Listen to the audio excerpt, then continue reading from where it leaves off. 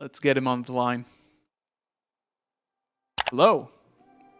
Hello, Mr. Gonzo. Hello, YouTube. Am I loud and Hello, clear? hello. Look at this guy. He's a natural. How's it going, man? I'm very fine, thank you very much. How are you? I'm good, I'm good. Congratulations. Your name is Matt, so I can call you Matt.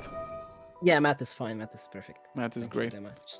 So, first of all, we're live on YouTube right now. So, of course, the chat Yeah. is showing a lot of love. Chat is showing a lot of love right now. So we love to see it, and a lot of subscribers too. So thank you everybody for subscribing. Matt, first of all, congratulations. How does it feel? Thank you.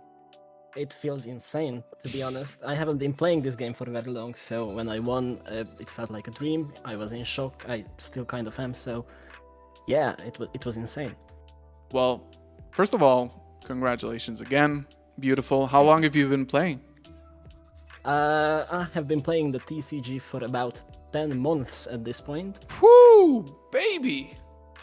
Yeah, I have played online in 2015 or so, but most of the mechanics were new to me when I restarted, when Master Duel came out or around that. Damn.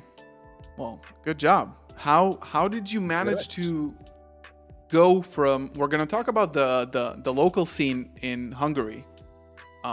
Yeah. It's probably similar to, I come from a smaller country than Hungary, so I can imagine that it's relatively small, but not that small. But we're going to talk about that. How did you manage to take, 10 months of playing the TCG? Because the TCG, besides being a card game, it's also a physical experience, right? You're in a physical place with a person. You have to sit down and play for long hours, keep concentration, pressure, stuff like that. How did you manage to do that? Well, actually, something that not a lot of people know about me is I'm actually not Hungarian, I'm Slovak. So I live in Slovakia. Okay. And in Slovakia, the scene is non-existent pretty much. So I do have to go to Hungary every time I want to play. Wow. Even for locals. No way. Thankfully, so you go for locals? Yeah, I do. Thankfully, I live in a border city, so the closest locals is about a 1.5 hour drive away, so it's not too big of a deal. Solid. So you're also the Slovak national champ. Well, I don't know if there's a national championship in Slovakia, but if not, then I guess I am. Awesome. So how did you prepare? So if your locals is an hour and a half away in another country, right? Yes. And you were still able to win. How many people were playing in the nationals? It was 143 people, I believe. All right. So it was a pretty big. It definitely was my biggest event. Mm-hmm. I have never been to an event this big before. It was insane. It was really good. It was a good experience. I was very tired, but it was really nice. You did it all in one day? Yeah, it was 12 rounds in one day, so it was pretty tiring. Yeah, I can relate. Yeah. Also, the locals that I go to, it's in Budapest, the capital city. Yeah. So I think Budapest has the biggest Yu-Gi-Oh community in Hungary. Mm-hmm. It's either Budapest or Debrecen, the city that held the nationals, but I think it's Budapest. So we usually have 6 round locals, so it's pretty big. That's nice. So it was definitely good for practice, but I did most of my practice online, sadly, because I couldn't always attend. So how did you practice? Where did you practice? I was mostly practicing on Dueling Book and doing Yu-Gi-Oh! Omega tournaments, playing with friends. Nice. Remote dueling. That's pretty much it. And so when you go to Hungary, it's not the same language, right? I am technically, my nationality is Slovak, but I am Hungarian. Got it. So you speak the language. So it's my mother tongue. I speak it better than Slovak. Awesome. So again, really good job. We love to see it. We're already this is Matt is the third national champion who takes it all with Branded. And all of them were in Europe as well. So something in the European waters or air is, good for fusion summoning. But tell us a little bit about the tournament experience in general. We're going to talk about the deck. We're going to dive into like your decisions. I see a lot of familiar cards here. Seems like, relatively straightforward. We got some questions in the chat. So chat, ask questions if you have something to ask Matt about the list or the experience in general. But why don't you go ahead and tell us a little bit about the tournament itself, like the matchups you saw, how was it in the top cut, how was it in the finals, all that. So, one very important thing that everyone can see in the deck list is that I cut the Dragoon package last minute, so it was the very same day that I played. And it was because I kind of know a lot of good players, and I thought I knew what they were going to play. So I didn't really respect Kashtira as much, and it was a bad decision because after Branded, I believe Kashtira was the most represented deck, so it was definitely a misplay, cutting it, or a misjudgment. But how many Kashtira did you see? I only faced 2. Actually, I faced the same guy in the Swiss finals and in the finals. He was the only one playing Kashtira, so and did you win both times? Kind of lucky. No, I got obliterated in the Swiss finals. I did win the finals though. Got it. So it was a pretty competitive event. It was mostly Branded, Kashtira, Labyrinth, Mathmech, a couple of super heavies, I believe. Only one person played purely, which was kind of surprising to me. Mm-hmm. But yeah, so a lot of really good players switched to Kashtira last minute, and I wasn't prepared for that, sadly.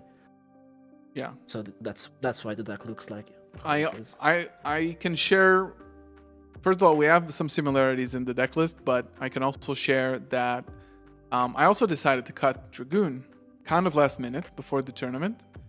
Mm-hmm. And sort of like same thing happened to me. I got obliterated in Swiss by Kashtira, and I'm actually thankful that I never saw Kashtira again in the tournament, because that might have not been a national champion anymore.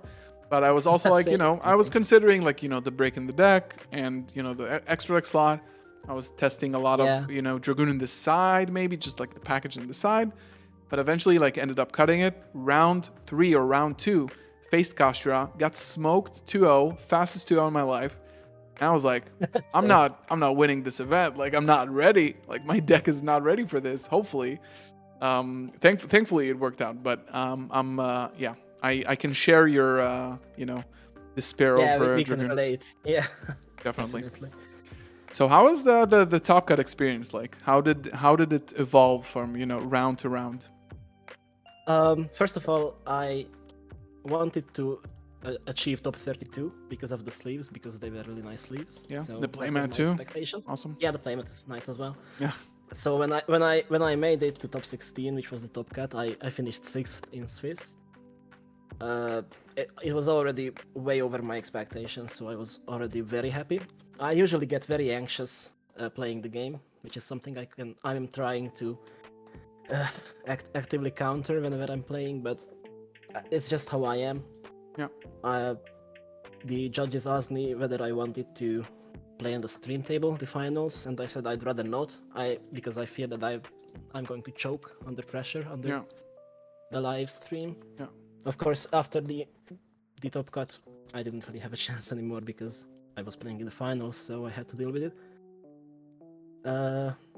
It was a really nice experience. The top 16 was very chill. Everyone was already packing their things up. Our friends were buying us pizza and coffee to stay awake. So nice. Shout outs to everyone who helped. It was really nice. In top 16, I faced a Trap Tricks player who just made it into the top 16, I believe. I don't think Trap Tricks is a really good deck, so I did win 2-0 despite losing the dice roll. Yeah. Fun fact, I lost 10 dice rolls out of the 12 rounds, so I lost every single dice roll in Swiss. Yeah. That's hilarious. Yeah, I did have to fight an uphill battle all day, so I was really glad that I didn't main the puppet package because that wouldn't have worked out too well. That's true. That's a good point. Yeah, so in the top 8 round, I played against Mathmech again. Actually, no, this time I won the dice roll, first dice roll of the day. that I won. It was At like also 9 a very p.m. quick match. Yeah, at 9 or 10 p.m. or something like that. Yeah. We started at 11 a.m. So yeah, I did draw everything I needed to out his board, so it was not a hard match, thankfully. My hardest matchup was definitely the semi-finals against my very good friend Kurutz Milan, who also helped me build the deck. So we played in the finals, semi-finals. What did he play? He was playing branded as well. Whew. This I format, do think I gotta tell you guys, the mirror match is insane. It's like a tier elements mirror at this point. yeah, it was very hard on the brain. Also, I do think he is probably the best branded player in Hungary. So shoutouts to him. Shout out. Shoutouts to for helping me. He did main the puppet package and he lost the dice roll, so that was my second dice roll that I won, and that probably helped a lot in beating him. Yeah, for sure. And in the finals, I faced the Kastira player again, that I heavily lost to in Swiss, and he won the dice roll. So I was saying to myself, hey, at least I get a Nintendo Switch as a second place prize. That's cool. Yeah. But we both bricked pretty hard game one, so it was 6 turns of passing basically. Wow. I didn't manage to. That was the only. As you can see, I play 2 Bestials. I do play an extra Magnamut in the main, which is unusual in this format. And against Kashtira, it was the only time that I drew Bestials, but then I drew 2, so I didn't really like them. I was expecting a lot of Branded and Mathmag. Yeah. Sure. But they did end up pushing the damage because we both brigged, so that was good. In game 2, I opened Imperm and Ash, but he had the cross out for the Ash. Imperm didn't really hurt his board too much, and he also opened Talents, so he ripped my Branded Fusion from the hand, so I couldn't do anything. Game 2.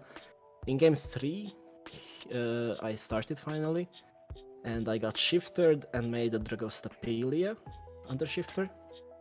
Yeah. But I did make a misplay, so when he summoned Unicorn, he already had a Scarecrow Kashtira on board, and he summoned Unicorn.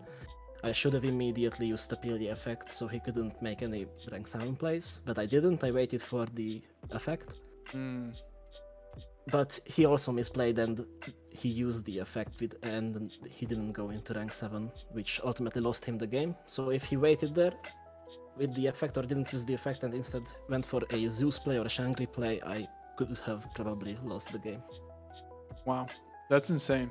How is it like coming to you? You mentioned, you talked about being anxious a little bit. I can share the same feeling, especially in Swiss. In big tournaments, like, maybe you can relate to that as well. You talked about it like, yeah, I mean, worst comes to worst, I got a Nintendo Switch out of it. So, you know, once, I mean, me personally, I'm not like a hyper competitive, I'm not Joshua Schmidt. So when I top, you know, especially like in the nationals, I'm like, okay, this is the first step. I'm already like in. Now we just gotta, you know, play some Yu-Gi-Oh! It's a local from now on. Yeah, absolutely. I can relate to that. Yeah, just to ease off the pressure. And of course, like, finals is a bit different because besides like stream or no stream, it's still like everybody in the venue is watching you, even if it's like 10, 15 people left because it's like 12 a.m., right? But it's still like a lot of people watching you.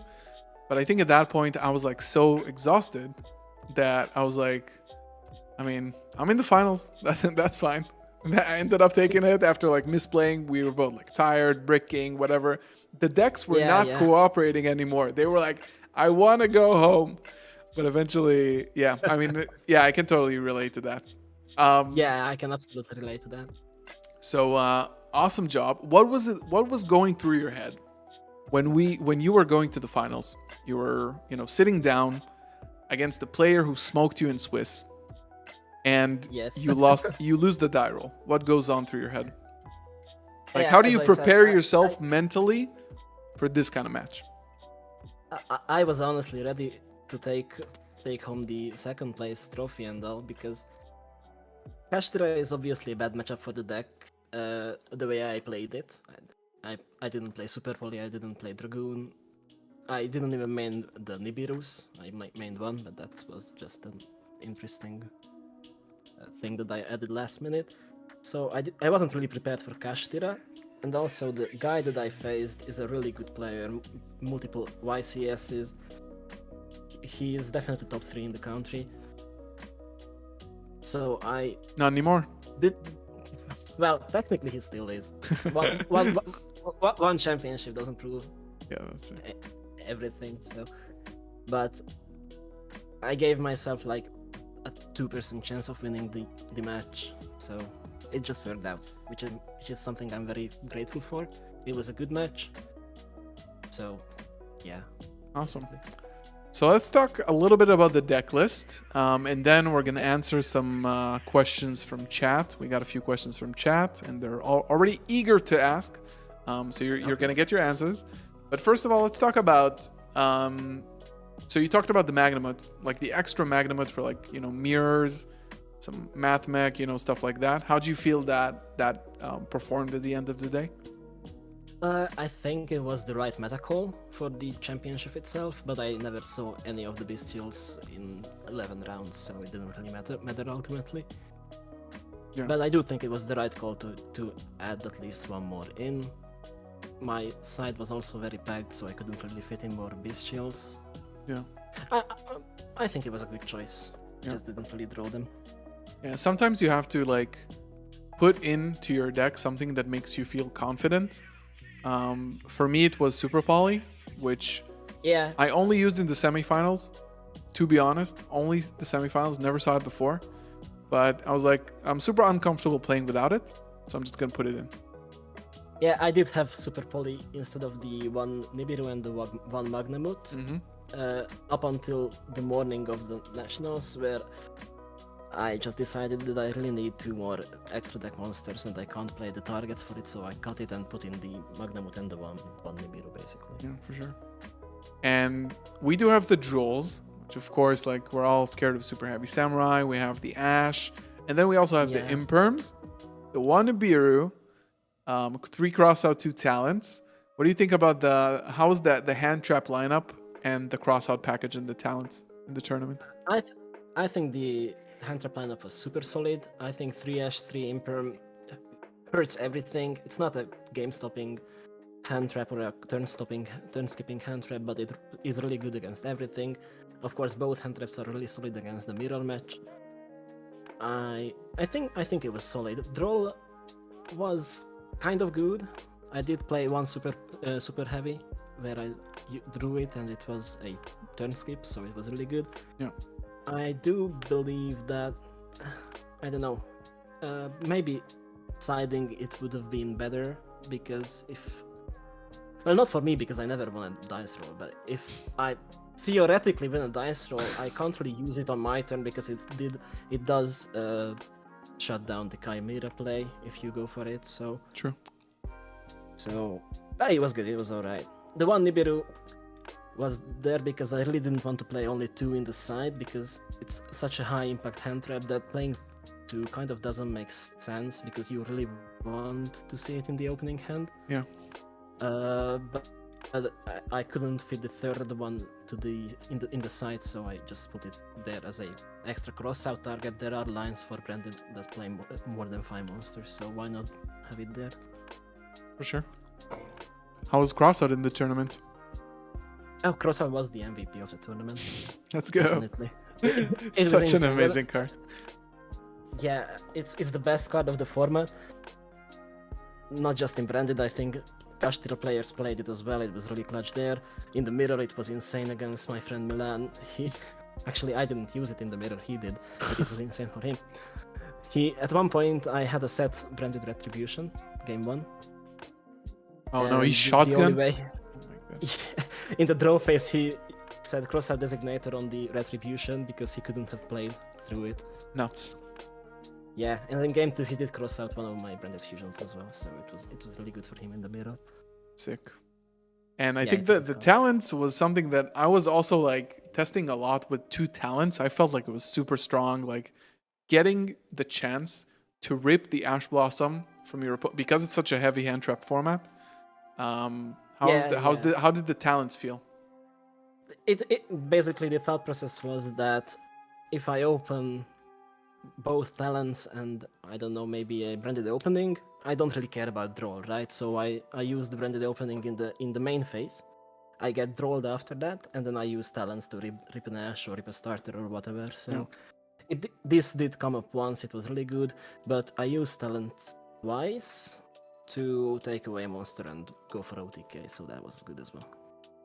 No adlib in the main deck. No, I feel like with Quem, you already get like 3 Mirror Jades in one turn. You don't really have to have a brick in your deck to go for the usual branded in the red line. I feel like Quem just resurrects Mirror Jade a lot anyway. Also, Sanctifier can resurrect it. Rindbram's Graveyard Effect can get you to Mirror Jade, so yeah, it's not a bad card. I think it's good to play it, but it's also good to cut it. Yeah, that makes sense. I think a lot of people are starting to cut it, but maybe now, then the next thing we're going to be talking about is Gimmick, Puppet, Nightmare, and Branded Expulsion, which only one of these survived the ban list. But very contentious cards. A lot of people are starting to like say, okay, Branded doesn't need it to win. And you also played it in the side. So what are your thoughts about Gimmick, Puppet, Nightmare? Like going sorry for cutting you off, but mainly like going forward. How do you view the card in general, like the strategy in general? I think it's still a valid strategy to play just the Gimmick Puppet because it's very easy to access, right? And with Sanctifier, it's still a game-winning deck. But I think it's definitely not necessary, because if you resolve Branded Fusion, you just win the game most of the time. You can set up such crazy boards with such crazy follow-up that you don't really need to lock your opponent out of the game. I do think it's much weaker without Expulsion. So I Gimmick logged twice during the Nationals, both times in Swiss, and both times I set up both the Expulsion and the Sanctifier, and both times I only had to use the Sanctifier effect, and I didn't need to use the Expulsion because they didn't draw the out. Yeah, it's true. Now, that's a good point. Now if you just set up the Sanctifier with the Gimmick log, and they draw the Bestial or the Crow or the Bell or basically these three, your board will be very weak compared to what you could have done without this line. So it's pretty risky. If it turns out okay, it turns out really good, because of course that wins you the game. But it's way riskier now without a backup plan. Yeah, that makes sense. And we see some interesting things. Performa Pal 5 Rainbow Magician. Yeah, it was just there for the super heavy matchup. It didn't come up, so I think it's really good. Basically OTK against super heavy. Yeah, they have a couple ways to solve it, but it's too easy to access. Like for Branded, it's like extremely easy to. Yeah, it's just like send it with Branded Fusion. It's hilarious. Yeah, I think it was a good call. Didn't come up, but it's just one card. So. And a few last things. Deep Barrier for the crossout. For the crossout package, I did side it in most of the times, going second for the crossout. Never had to cross out it. I did draw in 4 times. I did draw it D1 or 4 times, and I went second, so... Luck was not really on my side with these. No, but I did, you had to fight uphill. Draw all the good hands, so... I drew insane throughout the whole tournament. And finally, like, extra deck is, like, pretty standard, I think. Titanic Lad and Lulu. I think a lot of people are starting to question Lulu without Nadir Servant. What are your thoughts about that? I can see their point. I wanted to... Actually, when I had Super Poly in the deck, so the morning of the Nationals, I didn't have Lulu, and I didn't have Masquerade in the extra deck. And I replaced the Moodragon and the Garura with the Masquerade and the Lulu. Lulu won me the semifinals against my friend. We both had Lulu out. I had a 4500 Mirror Jade, so... At that point, it was really good. Sheesh. It would have really sucked if I cut it. But I do think it's a cuttable card still. It's not that great. The negate is very situational. It has a lot of steps to get to it. So, yeah, basically. And also the Masquerade didn't really come up. I did have one draw against Labyrinth. And I could have probably won that game if I made a Caritis instead of a Masquerade. Because he went for a Chaos Angel that I could have outed with Caritis. He didn't have to activate anything for the Masquerade to burn, so Caritis would have probably won. Yeah. Aquarius is Also, so the good. Dragon could have probably won as well with the burn, so Masquerade was definitely not a good call. So we went over the deck, the extra deck, the matchups. We're gonna take a few questions from chat, and we're gonna let you go. The first question was like no Dragoon. I think we kind of like mostly answered that. You would have probably like, kind of regretted it, not playing Dragoon eventually. I did kind of regret it, yes. Even though I only faced one Kashtira, one Labyrinth, it would have come in clutch both times. But Yeah. my thought process was that if I play against Kashtira with one Lubellion and one Dragoon, it won't really matter anyway, because they will just rip one or the other. Yeah. And I didn't really have space for two of each at all, so... Thank God that card is gone. Yes. Any tips for branded players? Draw the crossouts and the Cold Buy for Ash, and you are golden, basically. Resolve Branded Fusion. Yeah, it's a That's good the tip. best card in the entire game. Yeah. Yeah. So there's a question about 5 Rainbow Magician. It didn't come up at all, but I think it's a very valid take. I probably, if I had mine on time, I didn't end up getting mine on time, but I think like eventually, if I had it, I probably would have played it. Thank God I didn't. But yeah. How do you feel about Nadir Servant over Crossout? Over Crossout, I don't think it's a good choice. Next to Crossout, however, I really wanted to play at least two Nadir Servants. There are some sick lines with it. Nadir with Maximus is basically a one-card Puppet Lock, but I really didn't consider the Puppet Lock and Maximus. But just Nadir in itself, and probably a discard or two, gets you a lot of follow-up. It can get you to both the Sanctifier Dragon and the Mirror Jade on your opponent's turn with just one Nadir and the discard, so it's a really good deck in my opinion, but I would never replace Crossout. Yeah. Crossout is just too good. It's too good. What do you think about Blue Eyes with branded Bestial? Do you have any thoughts about that? It could probably be a fun local deck if you really like Blue Eyes. Go for it, man. Yeah. So last question before we wrap this up. So this deck is not tournament legal anymore, unfortunately. But we are looking into the future. And yeah, I wanted you to maybe, if you had a chance to think about it, share your thoughts a little bit about how do you, like as a branded player, as a branded national champion, seeing like branded in the next format. I definitely think branded is in the top 5 decks now. I do believe Cash is still going to be the best deck going forward, but I think Sprite, Branded, and probably even Labyrinth are up there. Yeah. Like slightly below Kashtira. Decks like Manadium or the newly unleashed Striker could also be really good. People will have to kind of do their research on those. Regarding the deck itself, I don't think too much will change with the deck profiles. Probably the hand trap lineups. I will probably not main Droll and Logbirds anymore because most of the decks that were that Droll was good against were hit. I was thinking about adding more Beastials in the deck if Branded got too good, but Mathmech also got hit, so that's probably not the right call. I think Nibiru is going to be really strong hand trap. I kind of wish I mained 3 Nibiru in the Nationals, and I'm definitely going to try experimenting with that going forward.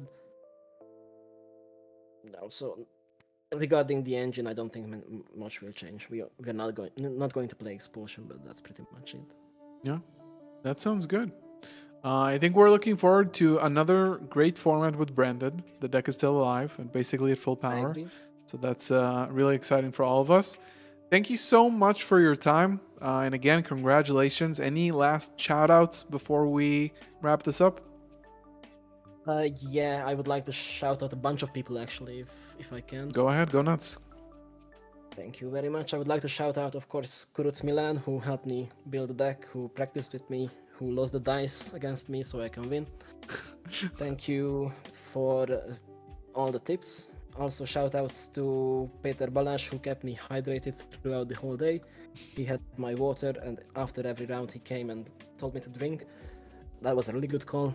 Shout out to Karpi Peter, who almost broke his leg trying to congratulate me.